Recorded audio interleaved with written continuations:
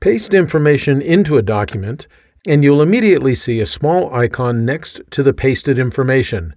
This icon allows you to access options that affect the pasting operation. Don't like the icon? Here's how you can get rid of it.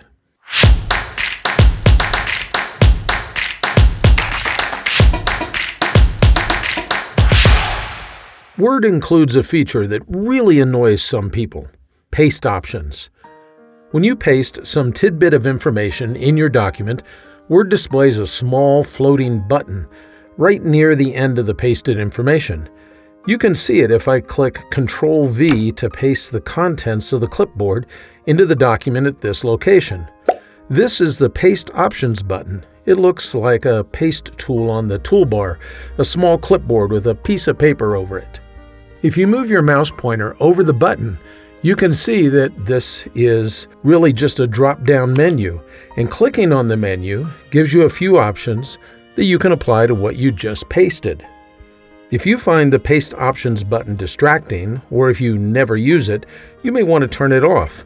In order to do this, just go ahead and click on the File tab of the ribbon.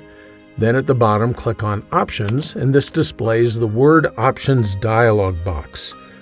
Click Advanced at the left side of the screen, and then scroll through the available options until you get to the Cut, Copy, and Paste section right down here. The option that you want to get rid of is this one right here, Show Paste Options button when content is pasted.